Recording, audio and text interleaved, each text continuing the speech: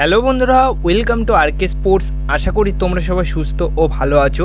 তো আজকের এই ভিডিওতে দুটো বিষয় নিয়ে আলোচনা করার রয়েছে বা তোমাদেরকে শেয়ার করার রয়েছে। তো প্রথম যে বিষয়টা শেয়ার করব সেটা হচ্ছে আইএসএল শুরুটা কিন্তু এই মুহূর্তে পুরো জমে গেছে। দুর্দান্ত কিছু ম্যাচ আমরা উপভোগ করছি। দুর্দান্ত কিছু ম্যাচের মধ্যে কিছুক্ষণ আগে শেষ হলো মুম্বাই সিটি এফসি এবং জামশেদপুর এফসি দলের মধ্যে ম্যাচ। যে ম্যাচটা জামশেদপুর এফসি দল নিজেদের ঘরের মাঠে খেলছিল, তো সেই ম্যাচে মুম্বাই সিটি এফসি দলকে হারিয়ে দিয়েছে 3-2 গোলে।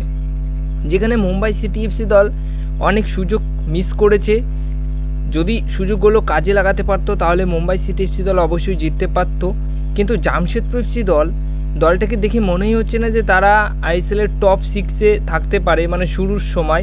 কিন্তু এখন দেখে মনে হচ্ছে যে আইএসএলের টপ 6-এ কিন্তু এই বছর যে কোনো 6টা দল থাকতে পারে। এমন নয় যে আইএসএলের গত কয়েকটা সিজনে যে কটা দল ভালো দল ছিল তারাই থাকবে, এমন নয়। এই বছর কিন্তু যে কোনো দল আইএসএলের টপ 6-এ থাকতে পারে। তো মুম্বাই সিটি এফসি দলকে 3-2 গোলে হারিয়ে দিয়েছে জামশেদপুর এফসি দল। সেই মতো পয়েন্ট লস্ট হলো আর নিচের দিকে চলে আসলো পয়েন্ট টেবিলের নিচের দিকে একদমই মুম্বাই সিটি এফসি দল, যেখানে 2 ম্যাচ খেলে 1 পয়েন্ট তারা পেল। অপরদিকে গতকাল কিন্তু আর একটা ম্যাচ হয়েছিল, উড়িষ্যাকে কিন্তু হারিয়ে দিয়েছিল পাঞ্জাব এফসি দল।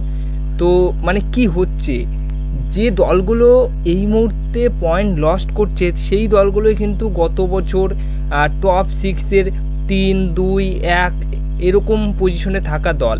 মুম্বাই, গোয়া, তারপর উড়িষ্যা এফসি দল, এই দলগুলোর কথা ভাবলে আমরা অবশ্যই মনে করি যে না, এরা তো সেরা দল। কিন্তু এই সেরা দলগুলোকে হারিয়ে দিচ্ছে, যাদেরকে যে সমস্ত দলগুলোকে দেখে আমাদের মনে হয় না যে এরা কিছু ভালো পারফরমেন্স হয়তো মরশুম জুড়ে নাও করতে পারে, সেই দলগুলোই কিন্তু এই বছর অন্যতম শক্তিশালী। অন্যান্য দলের ওপর কিন্তু বেশ ভারী হয়ে পড়ছে, বেশ তারা কিন্তু দুর্দান্ত ভালো খেলছে।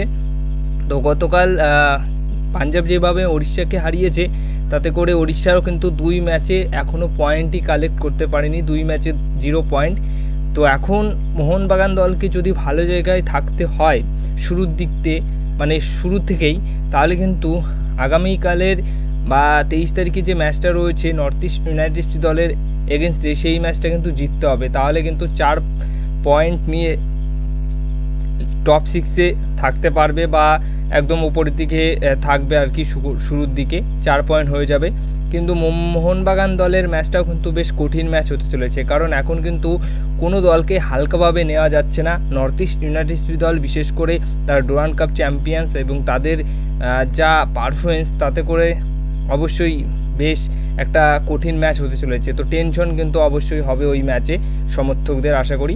তো মুম্বাই সিটি এফসি দল হারলো, গোয়া হারলো, উড়িষ্যা হারলো, মানে সিজন শুরুতে কি হচ্ছে এগুলো।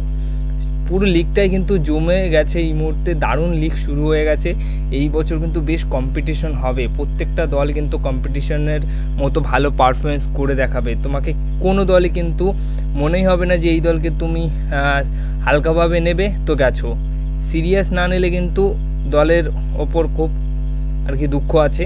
তো প্রত্যেকটা দলকেই কিন্তু এই বছর একে অপরকে সিরিয়াসভাবে নিতে হবে। এবার সবশেষে যে আপডেটটা শেয়ার করব সেটা হচ্ছে মোহনবাগান দল কিন্তু তাদের রিজার্ভ দল থেকে 4টে প্লেয়ারকে রেজিস্টার করালো। 4টে প্লেয়ারের মধ্যে গোলকিপার শাহেদ জাহিদ হুসেন বাকারিকে রেজিস্টার করিয়েছে। রাজ বাসফোর এবং রবি রানা বাহাদুরকে আইএসএলের জন্য রেজিস্টার করিয়ে নিল। এছাড়া আরও একটা যে প্লেয়ার রয়েছে, আরও 2টো প্লেয়ার, 5টা প্লেয়ারকে আর কি রেজিস্টার করিয়ে নিয়েছে। টাইসন সিং এবং সালাউদ্দিন আদনান, এই 2 ফুটবলারকেও কিন্তু রেজিস্টার করিয়ে নিয়েছে। বিশেষ করে সালাউদ্দিন আদনান এছাড়া টাইসন সিং, এই 2জন প্লেয়ার মোহনবাগান দলের জন্য আইএসএলে যে রেজিস্টার হয়েছে, সেই মতো মোহনবাগান দলের আক্রমণে আরও কিছুটা শক্তিশালী দিক কিন্তু বাড়লো। আর অবশ্যই রাজ বাসফোর, রবি রানা বাহাদুর, তারাও কিন্তু মোটামুটি ভালো আশা করি খেলবে।